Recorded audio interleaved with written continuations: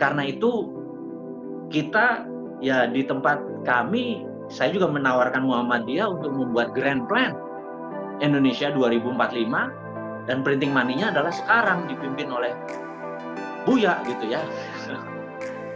Saya pikir sahabat Muhammadiyah, Buya Anwar Yusuf dan Pak Muher segala macam, mungkin monolog saya berhenti di sini dulu. Kita lanjutkan dengan dialog-dialog kecil, mungkin lebih cair suasana. Demikian. Wassalamualaikum warahmatullahi wabarakatuh. Waalaikumsalam warahmatullahi wabarakatuh. Pak Mardigu juga belum menyampaikan tentang cryptocurrency, blockchain. Mungkin nanti kalau ada yang memantik, mungkin akan disampaikan.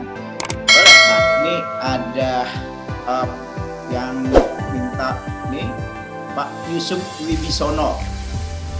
Kemudian ini ada Guru Besar Hubungan Internasional Universitas Muhammadiyah Jogja, Prof. Bambang Cipto. Saya minta waktu Pak Bambang, Prof. Bambang, ya. Ini dua dulu ya.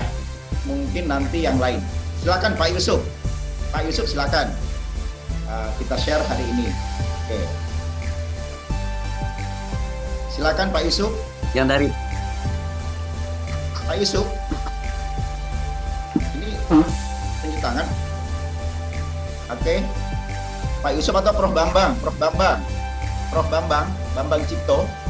Saya kira Jogja belum Jumatan ini Prof. Bambang. Nanti. Halo? Terima kasih. Halo?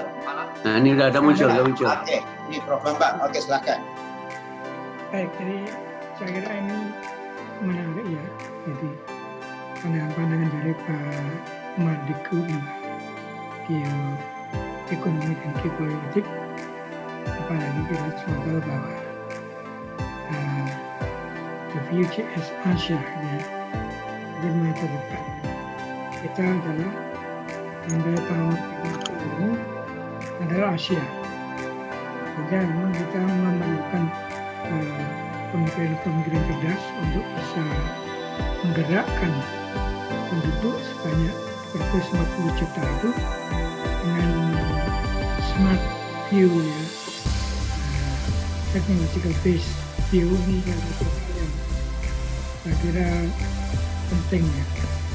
Tapi secara umum saya kira interaksi antara political, economic, scientific itu memang harus sangat erat gitu ya. China itu menggerakkan untuk bersama-sama, ekonominya digerakkan, politiknya digerakkan, dan teknologi terus habis-habisan. Jadi kalau kita mencontoh China itu luar biasa sekali. Top decision makernya sendiri itu presiden itu langsung mengambil keputusan. Sejak Deng Xiaoping, Jiang Zemin, Hu Jintao, itu mereka fokus sekali pada urusan ekonomi. Mereka nggak problem, politik nggak masalah. Sana teknologi itu mereka masing-masing punya yang takut dan tapi hanya menikmati. Saya kira kita nggak bisa membuat ekonomi tapi tidak ada backup dari sains nanti. Nyatanya jumlah kopis Cina jauh lebih tinggi dari Amerika. Itu kan hasil push Xi Jinping dari Deng Xiaoping untuk Hu Jintao sama dengan Xi Jinping. Jadi saya pikir itu ya, kita tidak bisa mensimplifikasi kalau tidak ada gerakan simultan antara kekuatan politik, ekonomi, sains, dan teknologi. Ini sekedar komentar dari kuliah yang sangat bagus dari Pak Mardigu. Terima kasih. Selamat Si Prof. Bambang. Waalaikumsalam. Silakan Pak Rudi, Pak Hardiansyah yang tunjuk tangan ya, dari tadi. Dan beberapa chatting juga ada yang masuk. Ya, nanti mungkin saya baca. Silakan Pak Rudi. Waalaikumsalam. Assalamualaikum warahmatullahi wabarakatuh. Yang terhormat Waalaikumsalam. Pak Ponorogo, ya. Salam hormat kami. Bosman Mardigu, ini idola saya ini. Terima kasih dan seluruh kerabat Muhammadiyah. Yang pertama, perkenalkan kami Rudi Chandra, kami Direktur Bank Mitra Syariah yang mana 100% kami adalah Bank Muhammadiyah yang kebetulan base-nya di Ponorogo dekat kelahiran Bosman Madiun. Di Ponorogo kita 4 tahun ini berdiri dengan aset Bank Syariah kita alhamdulillah saat ini mencapai 30% dan 2 kali dapat Infobank Award. Alhamdulillah kita sangat concern ke berjamaahnya Muhammadiyah yang mana tentunya linear dengan semangat nasionalisme yang disemangatkan oleh Bosman. Alhamdulillah dari kecil dari daerah itulah kita akan bergerak tentunya dengan kemampuan kami dan alhamdulillah support dari Muhammadiyah.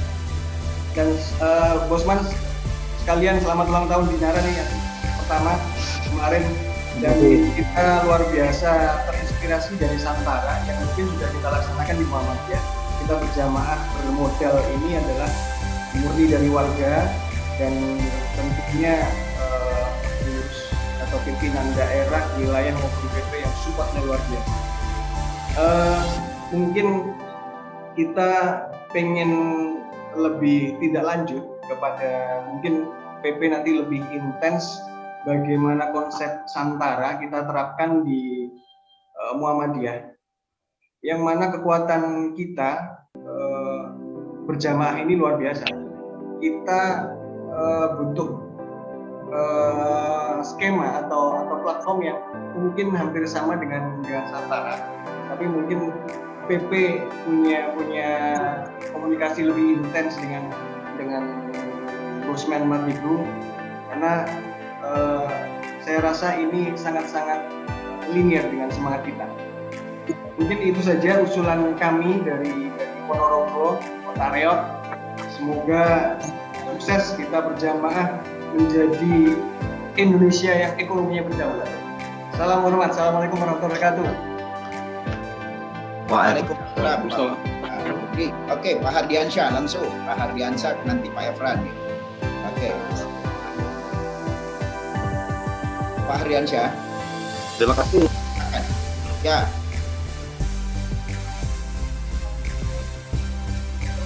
Wah, sinyal ini gangguan sinyal Pak Hardiansyah. Halo. Oke, langsung Pak Efran. Ini tangan. Ada Pak Hardiansyah. Ada Pak, Oke. ada. Oke, silakan. Oke. Terima kasih. Assalamualaikum. Ini gangguan sinyal ini. Baik. Ya, Pak Efran. Wah, ini nunjuk tangan nggak siap. Halo Pak. Halo. Ya, silakan Assalamualaikum. Pak. Ya, Waalaikumsalam. Waalaikumsalam. Sinyal ya. Ya. Oke, saya ulang sekali lagi ya Pak Buya, saya dari Pesantren Muhammadiyah, almarhum Pak Ki Haji Abdul Hamid. Saya sekarang petani ubi jala Pak Mardigu. Saya sudah lama mengikuti Pak Mardigu di sosial media, di YouTube dan lain-lain. Itu saya mempelajari bertani sejak 3 tahun yang lalu. Yang sebelumnya saya basicnya musik sebetulnya. Saya membuka jendela belajar, terusnya ekspor Pak Mardigu. Banyak masalah di pertanian ini yang saya temukan sama saya belajar ini, baik itu di supply chain dan kontribusi di dagang global ini Pak Mas. Itu banyak link yang terputus antara pengetahuan yang berada di kampus antara petani di bawah, baik itu bagaimana produksinya harus bagaimana dan lain-lainnya. Itu mungkin Pak Mardigu juga mungkin tidak tahu. Yang ingin saya tanyakan, bagaimana kami petani ini yang saya lihat memang punya sangat maju pesat sekali di Eropa maupun di negara tetangga dekat kita, Vietnam dan lain-lain. Itu sangat teknologi pengetahuannya sangat jauh kita ketinggalan. Nah, di mana ini petani ini kita ini dengan ide-idenya Pak Mardigu ini supaya kami bisa ngeling dengan idenya Pak Mardigu yang harus kami lakukan seperti apa Pak? Itu dari bawah ini sebagai petani untuk gagasan dan rekomendasi Pak Mardigu ini. Nah, kami itu harus seperti apa tuh ya petani ini agar ngeling nantinya Pak Mardigu. Doakan Pak Mardigu jadi presiden Pak. Begitu aja. Bapak-bapak, Buya. Assalamualaikum warahmatullahi wabarakatuh. Makasih Pak Ardiansyah. Waalaikumsalam. Ini mohon maaf, ada banyak ya Pak Mardigu ya. Kita ke Sorong dulu lah. Sorong ini jembatan di sana. Sorong. Oke, silakan.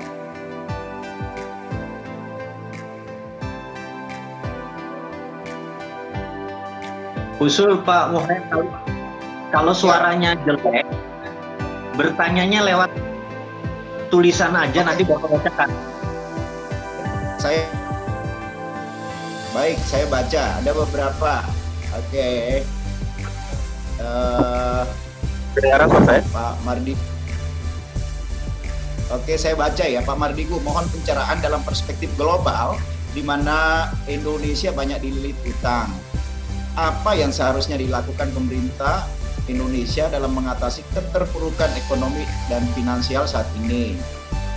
Kemudian Pak Mardigu, kalau mau membangun Indonesia itu harus dimulai dari mana? Apakah ekonomi, militer, atau politik? Ya. Kemudian ini syarat sukses printing money adalah harus tidak ada korupsi, minimal korupsi minimalis, dan proyek harus minimal 12 layar baru sukses. Saya kira itu aja dulu Pak Mardigu. Silakan. Oke, saya berusaha menjawab sebentar, nanti mungkin kita lanjutkan tanya jawab lagi. Saya bisa rangkum semua itu dalam satu jawaban. Jadi saya boleh cerita sedikit pengalaman dengan Santara. Jadi latar belakang Santara adalah kami mempelajari apa yang dibangun oleh Tiongkok. Itu dulu ya, saya minta izin. Jadi di Tiongkok itu ada dua bursa yang sangat besar. Yang satu yang namanya Shanghai Stock Exchange. Shanghai Stock Exchange adalah bursa efek seperti IDX, seperti bursa efek Jakarta atau bursa efek Indonesia sekarang namanya. Yang kedua adalah Shenzhen Stock Exchange. Shenzhen Stock Exchange ini adalah bursa efek UKM, gitu. Ini ada ratusan ribu. Kalau di itu udah 20.000 kalau di Shanghai. Di New York Stock Exchange juga 20.000. Shenzhen ini adalah bursa efek UKM. Nah, kami memutuskan ada dua hal yang kita akan lakukan, yaitu membuat bursa efek untuk UKM, dan kedua menggunakan teknologi blockchain gitu ya. Nanti saya akan ceritakan blockchainnya. Tapi filosofinya dulu, bahwa urun dana ini kita mundur lagi sejarahnya. Dulu di negara Venesia. Venesia adalah negara di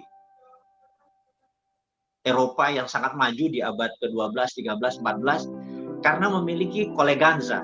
Koleganza adalah asal muasal urun dana bottom of pyramid, masyarakat bawah.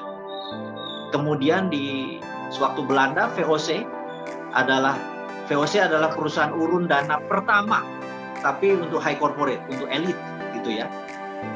Dan elitis udah diwakili dengan bursa efek Indonesia, yang bottom of pyramid, kaum akar rumput ini belum punya bursanya. Jadi saya membuat itu adalah 27 Juli 2018 kita luncurkan, dan alhamdulillah satu perusahaan perlu dana 3 miliar, 2 hari sold out, perlu 1 miliar, 2 hari sold out gitu ya. Sampai 9 perusahaan UKM listing selalu so gitu ya. Tahu-tahu kita disemprit sama OJK, kita dikasih kartu kuning gitu. Saya bilang, loh kok kami dikasih kartu kuning, kami nggak main bola, kami main kasti, kita bilang gitu. Nah, OJK waktu itu berkata, karena belum ada peraturan. Saya bilang, di negara maju Pak OJK, kalau ada sebuah perusahaan atau negara modern country, Singapura, Amerika, Jepang, segala macam,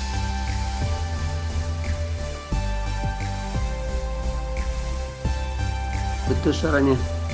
Putus suara Pak Mardigu. Putus suara. Putus. Pak Diulang lagi Pak Mardigu. Pak Mardigu, suara Pak Mardigu. Pak Mardigu. Pak Mardigu, suaranya putus. Oke. Jelas lagi? Halo? Ya, sudah jelas, silakan. Ya. Diulang dikit. Ulang lagi dari Eropa. Kalau di Eropa kemana UMKM-nya? Suaranya putus ya? Kalau di Eropa Ya, udah. Tadi sampai mana ya? Kalau di Eropa, Eropa, kami- kalau di Eropa ada UMKM-nya gitu. Oke. Jadi kita ingin membuat bursa UKM di Indonesia. Bursa UKM itu kemudian 2018 kami ingin membuatkan yang namanya Santara. Kita dalam waktu 2 bulan bisa membantu teman-teman UKM, tapi kita kena semprit sama OJK. Nah, OJK kita tanya kenapa kami disemprit, karena Anda melanggar karena belum ada peraturannya. Saya bilang kalau di negara seperti Jepang, Singapura, Amerika atau Eropa, jika ada sesuatu yang belum ada peraturannya, itu masukkan saja ke regulatory sandbox. Jadi selama tidak melanggar hukum pidana gitu, diawasi aja di regulatory sandbox. Dia bilang kami nggak biasa dengan regulatory sandbox.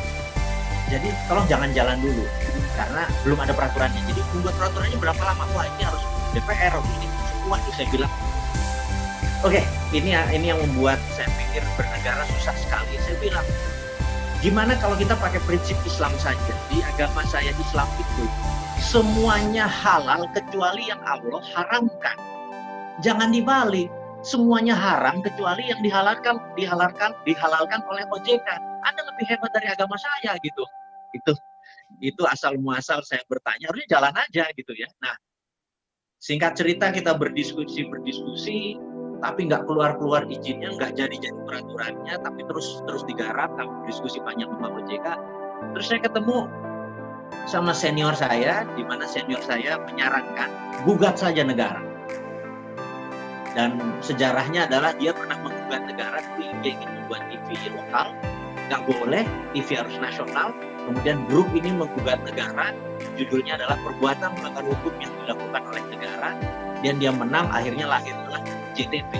Dan akhirnya sekarang ada ratusan perusahaan TV lokal setelah digugat tadi oleh perusahaan yang melahirkan JTV tadi. Dia bilang, bos men Anda gugat aja negara. Nah, kemudian kita menggugatnya gini.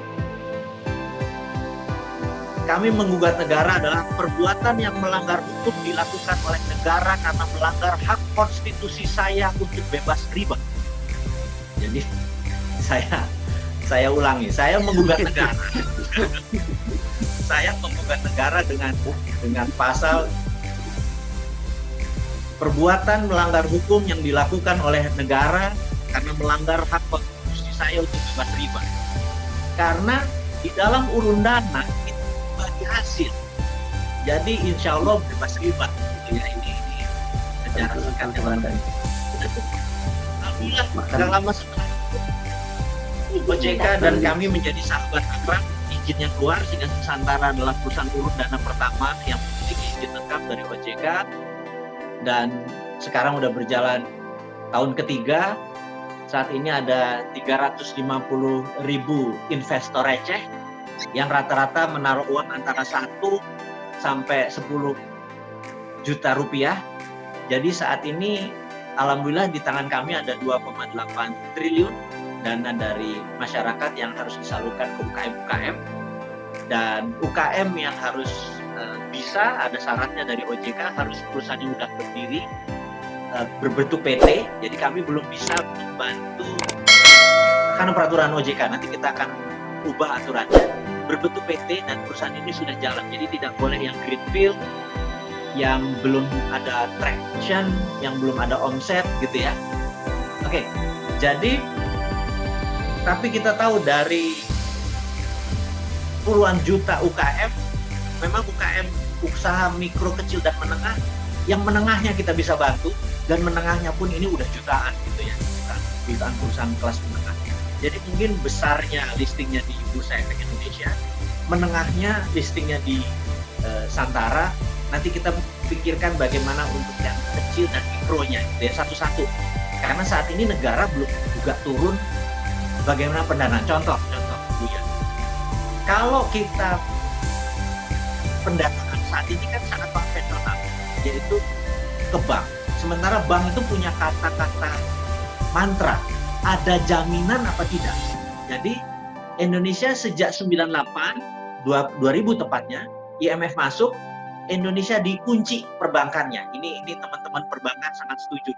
Indonesia dikunci perbankannya karena dulu kita boleh project based loan. Project based loan itu kalau kita dapat project ngelas pagar, maka project itu bisa kita pinjam ke bank tanpa aset. Tapi sekarang namanya aset based loan. Jadi apa-apa harus pakai aset. Harus ada kolateral. Jadi misalnya seseorang punya 30 ayam geprek, tapi 30 lokasinya itu nyewa. Sehingga dia tidak punya aset, walaupun ada omset, ada profit, dan perusahaan udah jalan 10 tahun. Waktu dia mau buka cabang ke 33, 3 cabang sekaligus, dia tidak punya aset, bank tidak bisa membiayai. Itu harus ada terobosannya. Itulah akhirnya Urun Dana Santara hadir. Jadi teman-teman sahabat dimanapun, kalau Anda tidak punya aset, tapi punya omset dan punya bisnis, datang ke kami, datang ke kita, fundingnya pasti kita bisa keluarkan. Dan ada yang menarik, saat ini Santara mengantongi izin sebagai tadi perusahaan urun dana pertama, sekarang Santara mengantongi izin sebagai perusahaan bursa secondary. Bursa secondary ini kalau dia listing IPO, listing going public, kemudian dia masuk ke bursa secondary di Bursa Efek Indonesia. Santara punya bursa efek UKM yang saat ini baru 10 perusahaan, dan kita berharap ini akan tumbuh. Jadi ada exit plan-nya. Anda masuk di UKM sebagai investor, Anda bisa exit di bursa efek UKM atau bursa secondary. Jadi itu adalah salah satu terobosan yang Santara buat saat ini sebagai lembaga urun dana pertama di Indonesia dan lembaga bursa efek UKM pertama di Indonesia, dan satu-satunya saat ini. Demikian Buya, dan demikian Pak Muhem, mudah-mudahan menjawab teman-teman masalah ekonomi global yang dimasalahkan ke lokal, dan lokal solusinya adalah dengan UKM kita bergerak dari akar rumput, dari bottom of piramid. Demikian. Terima kasih Pak Mardigu. Ini ada beberapa, banyak sekali ya, saya nggak bisa baca satu-satu ya karena banyak ya. Ini saya di layar saya disebutkan gini di chatting ya. Dalam platform urun dana Santara di mana Pak Mardigu sebagai owner, jika penerbit sudah besar, saham investor retail yang berinvestasi melalui Santara dapat di buyback oleh owner, sehingga hanya owner sendiri yang menikmati ketika usahanya sudah besar ya. Maaf ini kayak gitu. Ada bisa ini apakah penguatan UMKM melalui platform urun dana tersebut menutup kemungkinan investor retail untuk bisa turut besar bersama usaha penerbit seperti yang terjadi pada NTRS, salah satu penerbit yang berhasil scale up di Santara. Itu Pak. Kemudian langkah apa yang harus didahulukan untuk membangun Indonesia? Bottom up atau top down? Apakah sosok pemimpin bangsa yang cocok untuk mengatasi masalah ini? Ini Pak Mardigu 2024 ini akan calon nih. Oke, ada cukup banyak Pak. Ini bagaimana cara membangun ekonomi rakyat yang ada separuh dari rakyat kita Pak ini. Kalau ada yang chatting mohon dilengkap ya.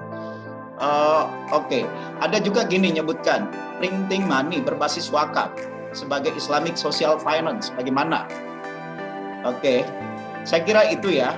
Mungkin ada yang komentar secara lisan, silakan Mbak ini Bu Dini atau Pak Sahroni ini dari tadi menyampaikan, silakan ya, langsung padat to the point. Oke, Assalamualaikum warahmatullahi wabarakatuh. Ya, ini to the point langsung aja. Ini kan langsung. Membicarakan mengenai UMKM itu terkait dengan saya sebagai praktisi di ini ya, pelatihan UMKM juga. Ini kita kan mendirikan koperasi tuh Pak, untuk koperasi ekspor untuk UMKM juga. Nah, saya ingin implementasi, mungkin diskusi ini bisa jadikan implementasi untuk koperasi ekspor kita Pak, karena di sini juga ada petani, ada peternak, kemudian ada juga nelayan, juga ada UMKM. Jadi kami memang tujuannya menguatkan pemasaran lokal dan juga ekspor Pak Mardigu. Jadi mungkin bisa dibimbing dalam hal ini untuk teknik aplikatifnya. Terus terang saya sangat tertarik dari pemikiran Pak Mardigu. Terima kasih. Oke, Pak Sahroni silakan. Terima kasih Bu Dini ya. Pak Sahroni, silakan. To the point. Assalamualaikum warahmatullahi wabarakatuh. Terima kasih Pak Mukhair. Saya dari PMU.co. Ini kebetulan Pak Mardigu ini favorit saya ini di YouTube ini. Ada beberapa produk yang kami beli karena tertarik dari YouTube. Salah satunya mungkin servo mekanisme sama juga Sadar Gaya Advent. Nah, dari Sadar Gaya Advent ini kan saya itu tertarik dengan rumah yatim Pak Mardigu ini. Nah, apa yang mendasari Pak Mardigu untuk mendirikan rumah yatim Indonesia itu? Terima kasih Pak. Assalamualaikum warahmatullahi wabarakatuh. Waalaikumsalam warahmatullahi wabarakatuh. Oke. Silakan itu dulu Pak Mardigu. Nanti saya baca chattingnya lagi ya. Silakan.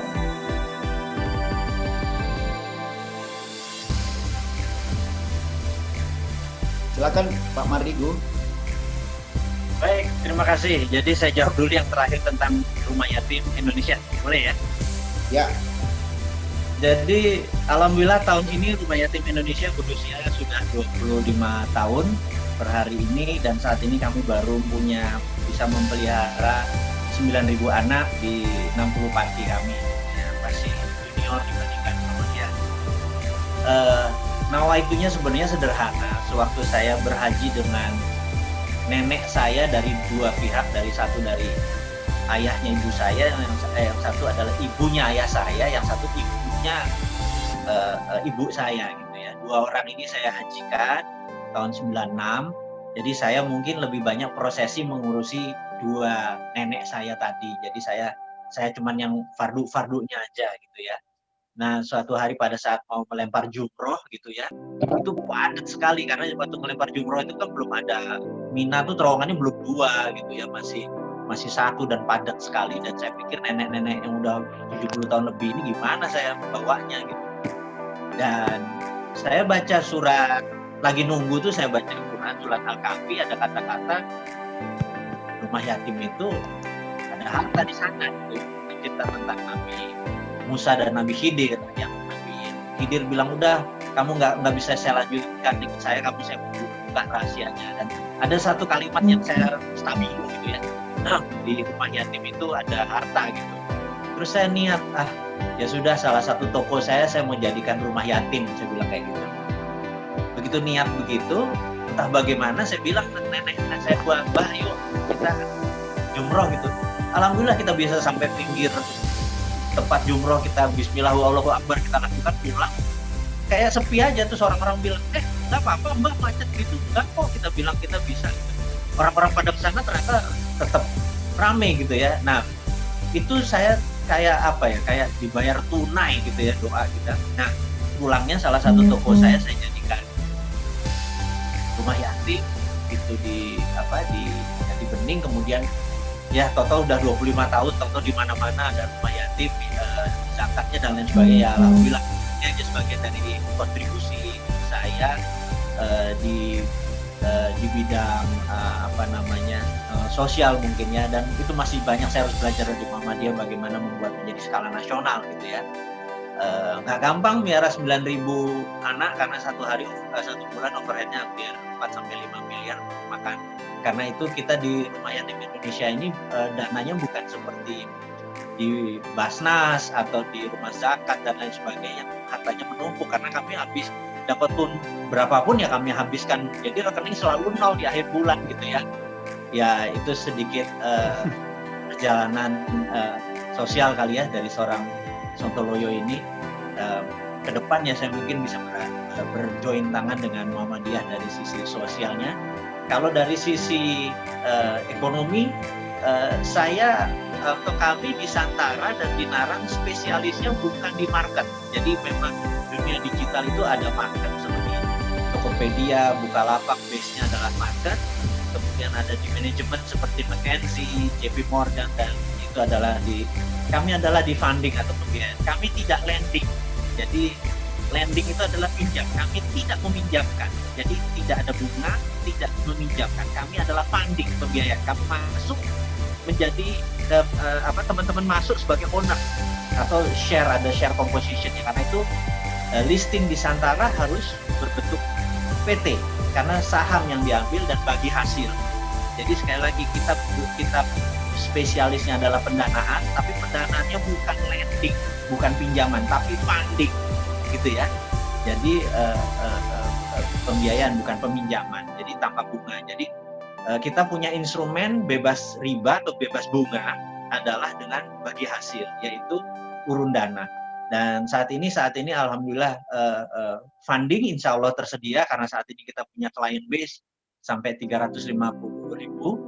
Kami berharap dengan adanya Muhammadiyah bisa menjadi underlaying dari para investor receh yang naruh 1 juta, naruh 200.000, daripada di deposito bunganya juga nggak jelas. Di sini bagi hasil menolong UKM dan dividennya jauh lebih tinggi dari bunga bank karena UKM itu profitnya bisa 30%, 20% setahun. Bisa dibayangkan kalau teman-teman investnya di sana, tapi receh aja 1 juta, 2 juta, 3 juta gitu ya. Nah ini adalah bottom of pyramid, ini belajar dari kolega saya di Venesia gitu. Jadi mudah-mudahan Buya sekilas informasi ini dapat faedah kita hari ini. Oke, terima kasih Pak Mardigu. Silakan Pak Salahuddin atau mungkin Pak Riawan Amin. Pak Riawan ada? Pak Riawan atau Pak Salahuddin? Pak Salahuddin silakan, tadi tunjuk tangan.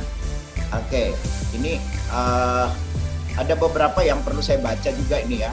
Oh ini menarik yang hal-hal yang sifatnya tadi, yang Santara tadi Pak. Tapi ini kita ada pertanyaan, tapi ini sifatnya apa ya? Ini sejarah. Kan tadi Pak Mardigu bicara tentang POC misalnya ini. Ini kembali lagi. Tadi sebenarnya peserta pingin yang lebih teknis, tapi ada yang menarik. Assalamualaikum. Saya Salahuddin, Pak. Boleh? Oke, silakan. Ya, salam kenal Mas Wawi. Saya Salahuddin dari Silicon Valley, California. Saya sempat lihat videonya Mas Wawi tentang blockchain dan cryptocurrency di salah satu proyeknya Mas Wawi. Saya juga kebetulan peminat cryptocurrency dan blockchain. Niat saya yang paling dasar sih tujuannya syar'i dalam konteks bisa melibas riba, dan syukur-syukur kalau pemerintah memberikan blessing untuk itu. Jadi mohon di-refresh lagi, dan dalam forum ini saya juga invite teman-teman, sobat-sobat untuk mau bergabung dalam forum ini. Kita sih lebih tertarik dari sisi teknologinya, nggak menyarankan untuk bermain spekulasi dalam tradingnya. Itu aja. Salam dari San Francisco. Assalamualaikum. Terima kasih Pak. Salam. Kalau boleh, Bu Khair. Ya silakan Pak. Iya Bu, silakan. Selalu dicatat nomor HP-nya. Ya di chatting Pak Salahuddin. 40. Oh ya, boleh. Di chatting. Di chat aja, Bro. Oke, sekretariat tolong dicatat ya. Oke. Oke, silakan. Buya, ada komentar dari pengalaman? Saya dengar aja dulu. Saya dengar. Lagi asik saya. Assalamualaikum. Ya, silakan. Salam. Maaf ini mau siap Jumatan di Pekanbaru Bu ya, sama Pak Mardigu dan teman-teman. Ya. Sedikit saja, bagaimana aplikasi Dinar bisa kita wujudkan di Muhammadiyah itu segera. Mungkin Pak Mardigu punya proyek Dinaran, mudah-mudahan ini bisa untuk keluarga Muhammadiyah lah, untuk kemudian bisa mewujudkan back to Dinar gitu. Mungkin pendapat Pak Mardigu, mudah-mudahan bisa kita realisasikan. Terima kasih Pak. Oke. Ya. Dinar ini menarik nih, hampir sama juga Pak. Dua pertanyaan terakhir cukup menarik. Oke. Menarik ya. Jadi saya 6 tahun di San Francisco Pak, jadi saya pikir dengar kata San Francisco tuh kayak rindu sekolah dulu di sana gitu ya. Dan kita cerita tentang blockchain. Jadi asal muasalnya begini, blockchain. Jadi kita tahu di tahun 1964, pemerintah Amerika dengan menyatakan ingin mempunyai komunikasi lain di luar PSTN. Dulu PSTN itu kabel, telepon segala macam kita pakai PSTN. Dan kemudian selama 5 tahun DoD, Department of Defense-nya Amerika melakukan studi pelajar dan akhirnya di tahun 69 terciptalah yang namanya internet gitu ya. Jadi saat ini internet baru 51 tahun tepat. Nah, jadi siapapun yang menggunakan internet, maka data Anda ada di DoD, Department of Defense-nya Amerika. Itu secara global. Kemudian saya teringat, lompat lagi sebentar di tahun 2000, saya di San Francisco dengan 3 sahabat saya, Mr. F dan Mr. P, dan saya bertiga. Kami waktu itu ada tawaran untuk membeli 21% saham Google sewaktu paket C diluncurkan. Nilainya sekitar 36 juta dolar. Ini tahun 2000 ya. Kami berdebat selama 2 malam di apartemen di San Francisco. Saya bilang, saya masuk. Saya suka Sergey Brin, saya suka idenya Google dan lain sebagainya gitu ya. Tapi saham saya terkecil. Teman saya yang paling gede ini yang F ini bilang enggak. The end of discussion, the winner is Yahoo. Jadi search engine itu Yahoo the winner. Saya bilang enggak, one day Google is the winner gitu ya. Ini debat gitu aja. Itu terjadi tahun 2000. Intinya akhirnya kita tidak beli. Saya bilang, wah gila nih 36 juta murah nih, walaupun saya paling kecil saham. Kemudian tahun 2018 suatu hari saya ketemu di lift sama teman saya F ini. Dia bilang, bro, gila kalau jadi kita beli saham Google tuh Alphabet sekarang nilainya 1000 billion. Kalau kita punya 21% itu kita hampir 1,5 kali APBN Indonesia gitu kan. Saya bilang, lupakan. Itu udah sejarah bener ya. Karena sekarang anak saya nggak kenal Yahoo, yang kenal Google gitu kan. Google is the winner sekarang. Oke. Jadi kembali ke blockchain. Saya melihat 23 tahun depan, blockchain is the winner, bukan internet. Internet cuma salah satu tool gitu ya.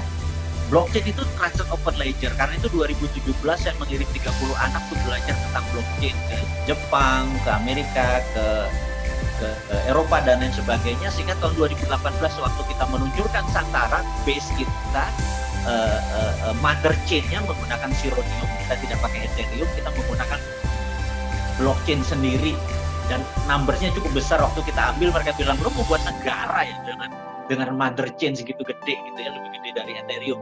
Dan itu cuman keisengan saya aja di 2017 waktu itu. Nah, jadi saya melihat sama seperti tahun 2000, saya ngelihat Google is the winner, padahal waktu itu search engine yang leading adalah Yahoo, dan saya ngelihat di 2030 kayaknya blockchain is the winner gitu ya. Jadi secara teknologi kita harus berpihak kepada yang future, dan saya melihat blockchain is the winner. Jadi Santara berbasis blockchain, Dinaran pun berbasis blockchain. Nah, saya mau menceritakan sedikit tentang Dinaran, mungkin hanya 2 menit supaya dapat gambarannya teman-teman semua. Dinaran adalah perusahaan ekosistemnya gold. Jadi bukan dinarnya dulu, yang goldnya dulu. Jadi kalau rupiah kita dimasukkan ke Dinaran akan dibelikan gramasi yang sama. Jadi misalnya katakanlah 1 gram adalah 1 juta, maka kalau kita 1 juta kita dapat 1 gram emas. Jadi di rekening Dinaran ada 1 juta rupiah dan emas 1 gram. yang rupiahnya tadi Anda boleh transfer kemanapun menggunakan payout system, mau pakai debit card kita ambil, bisa, mau pakai ATM kita ambil tunai bisa, kita mau transfer pakai m-banking semua bisa, mau belanja OVO, belanja ini bisa, itu adalah rupiahnya.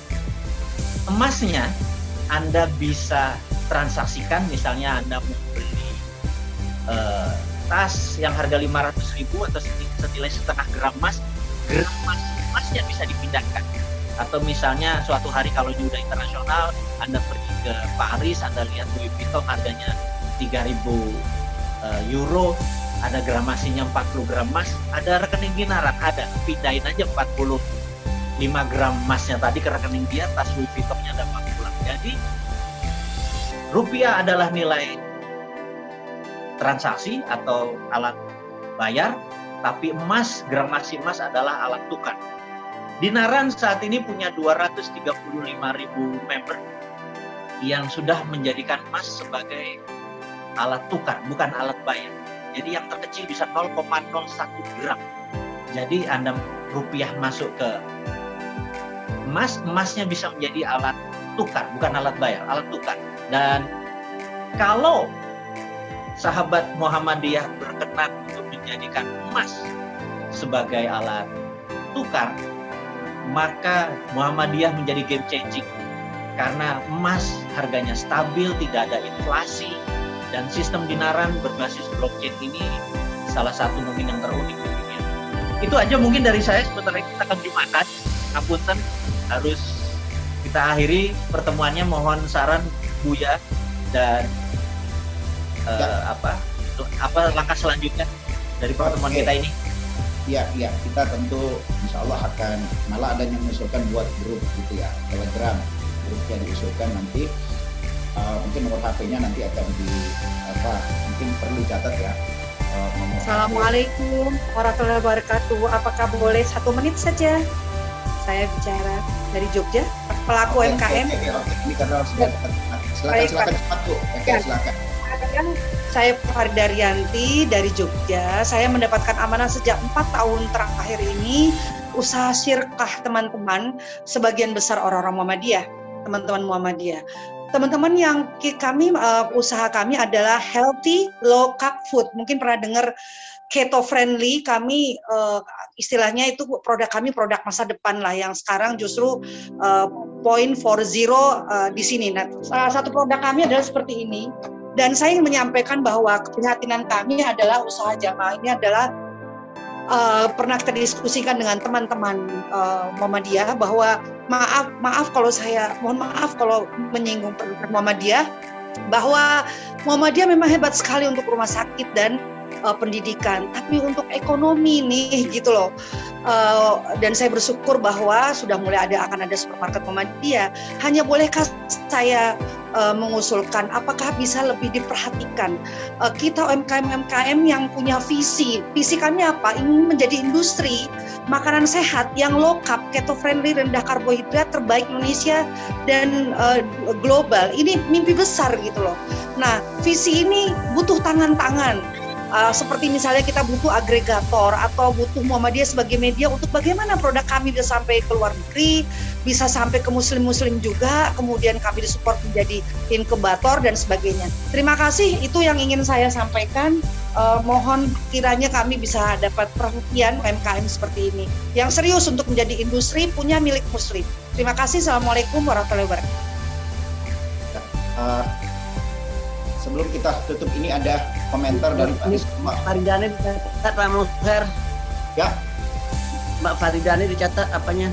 Nomor di Jogja, saya di Jogja Pak, di Jogja saya. Basecamp kami di Jogja. Dengan Ibu Latifah kenal ya? Ibu Latifah yang Flora. Iskandar. Belum saya belum Pak. Iya, catat ya. Saya taunya Buya Yunahar Ilyas saja. Oke, saya catat di chat ya Pak. Catat di chat. Ya, mungkin panitia sekretariat bisa ini ya. Pak, ini sebelum kita tutup ada saya minta Pak Riawan Amin ya. Ini kan inisiator utama tadi disebutkan oleh Buya Anwar. Inspirator. inspirator ya. Ya kita minta. Kemudian tadi ada Pak Diskulah, ini menarik tentang menanggapi Pak Mardigu tentang emas tadi yang nggak butuh emas fisik sebenarnya. Silahkan ya Pak Diskulah atau sudah jumatan? Ada komentarnya di chatting tadi. Oke, nggak ada ya. Oke Pak Riawan nggak? Pak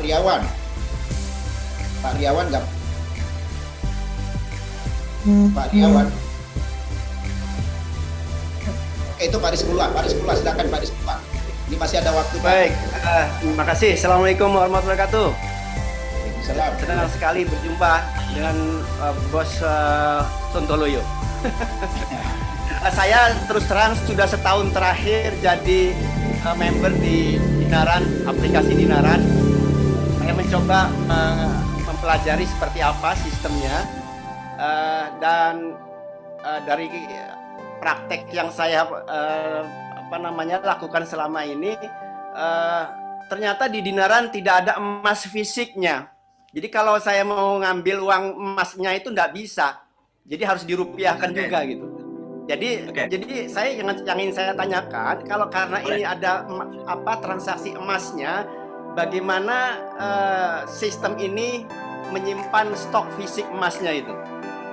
Makasih. Assalamualaikum. Terima kasih Pak. Jadi gini, setiap nasabah yang membeli emas, 65% ini berdasarkan peraturan dari pemerintah yang namanya GAR. GAR adalah Gold Adequacy Ratio. Videonya ini nggak bisa ya? Punya cash adequacy ratio atau GAR. Di dunia emas ada namanya Gold Adequacy Ratio atau GAR. Jadi kita menyimpannya di Indo Gold. Indo Gold adalah mitranya Bapepti. Emas kita, kastodian kita ada di sana. Jadi setiap transaksi kita beli emasnya di Antam, emasnya kita taruh di kastodian di Indo Gold. Dari kastodian itu kita dapat numbers, dapat angka emas kita, deposit emas kita di sini. Karena 30% kita tetap rupiah, karena transaksinya orang bisa mentransfer rupiahnya. Tetapi kalau mau keluar dari sistemnya Dinaran, keluar dari sistemnya, fisiknya diambil dimanapun kita kirim dengan ada biaya kirim tentunya.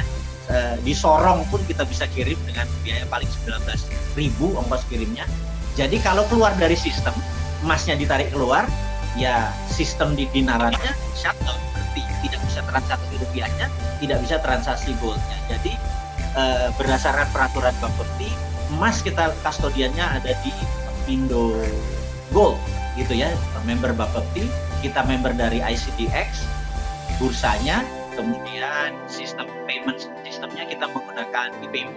Jadi ini hanya sebuah digitalisasi sistem, bukan digitali gold. Goldnya tetap ada.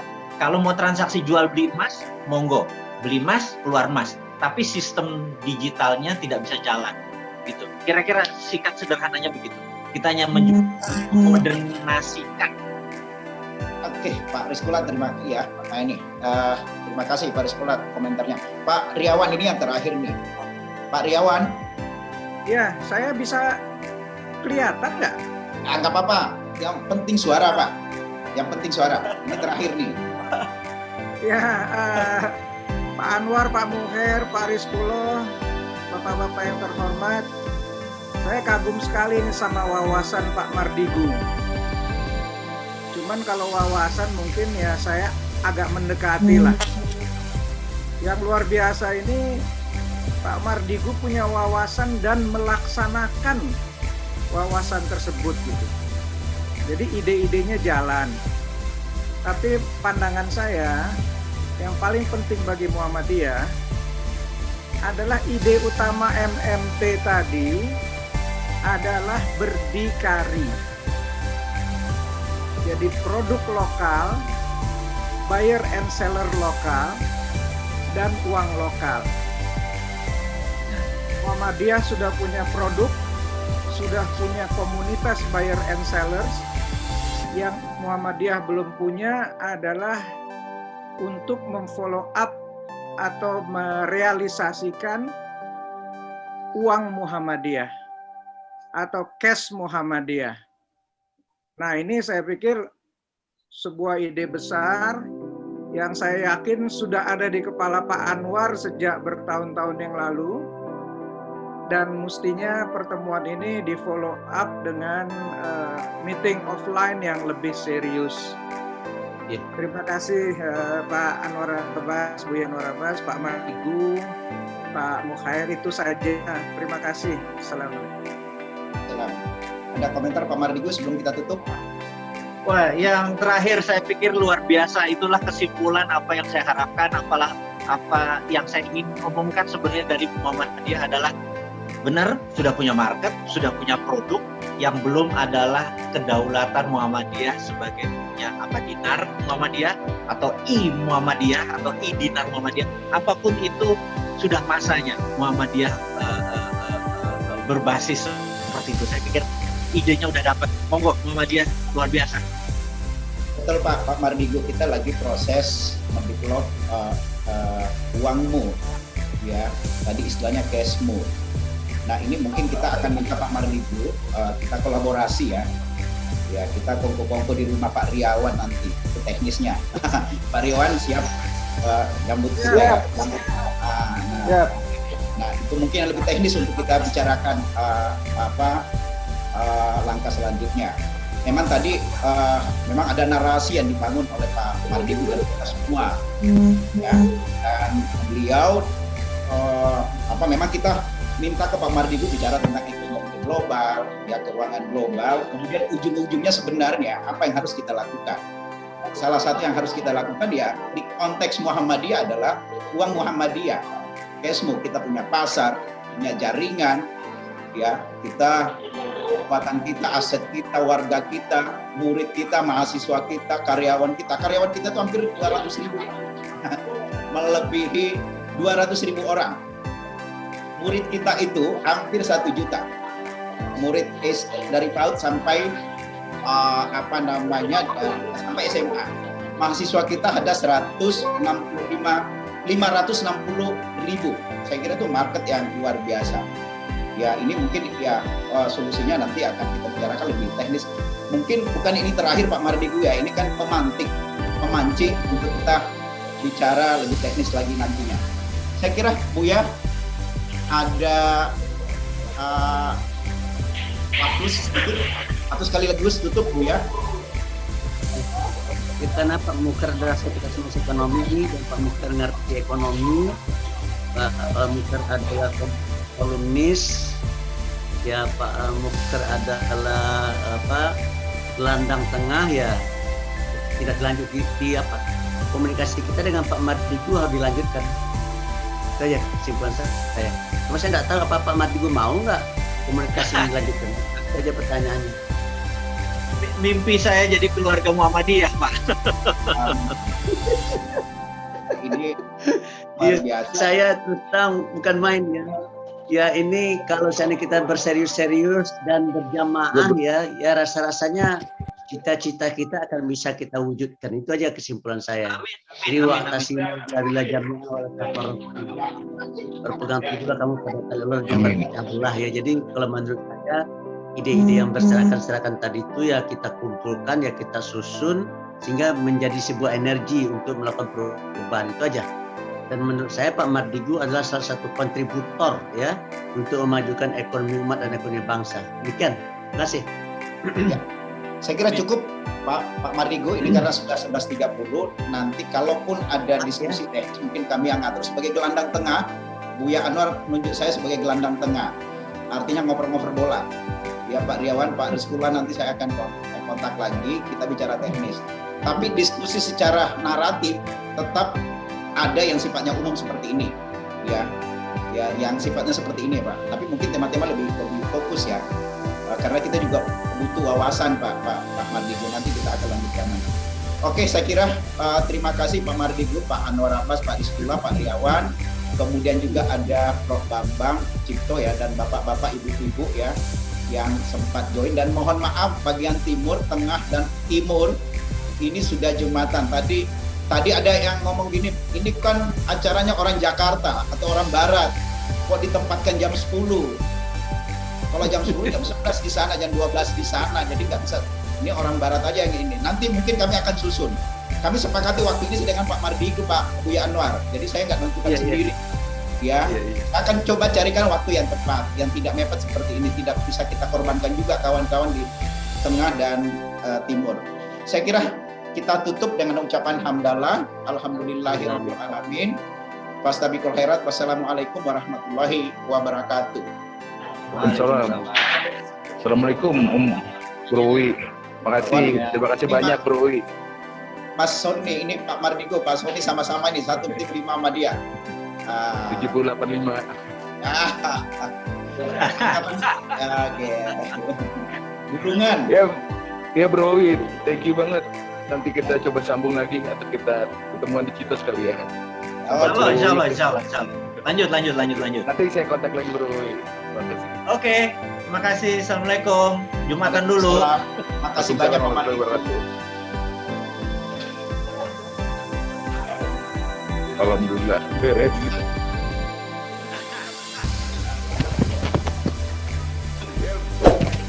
ITB Ahmad Dahlan bersiap menghadapi era new normal.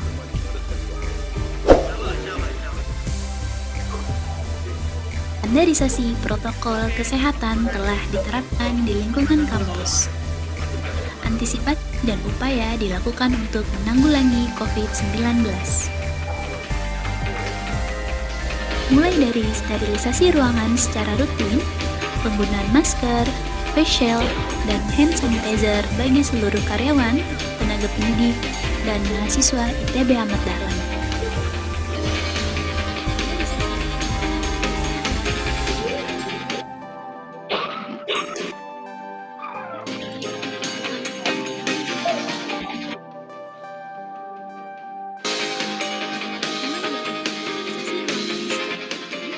Standarisasi juga diterapkan bagi mahasiswa baru saat memasuki area kampus. Seluruh tamu dan masyarakat kampus juga diharuskan untuk mematuhi protokol kesehatan yang telah diterapkan. Mulai dari penggunaan masker, melakukan pemeriksaan suhu badan, mencuci tangan dengan menggunakan sabun dan air mengalir, serta menjaga jarak atau physical distancing. Standarisasi juga diterapkan bagi mahasiswa baru saat memasuki area kampus. Sebelum berinteraksi dengan resepsionis, mahasiswa baru juga diharuskan untuk kembali mencuci tangan menggunakan hand sanitizer. Bagi mahasiswa baru yang akan mendaftar di ITB Ahmad Dahlan, Anda juga akan diarahkan untuk melakukan pendaftaran secara online. Seluruh jalur penerimaan mahasiswa baru, mulai dari jalur tes, jalur non-tes, dan jalur prestasi, dilakukan secara online dengan mengunjungi situs www.itb-ad.ac.id. Atau Anda juga bisa melihat lengkap di brosur yang dibagikan oleh resepsionis.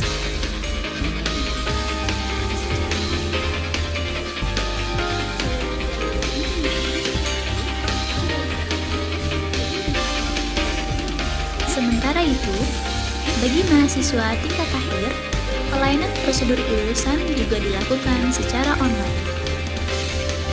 Hal ini dilakukan untuk mengantisipasi penyebaran COVID-19 serta memutus mata rantai virus corona.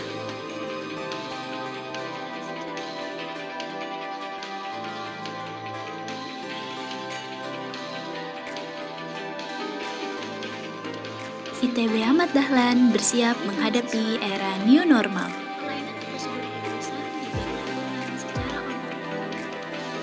Standarisasi protokol kesehatan telah diterapkan di lingkungan kampus.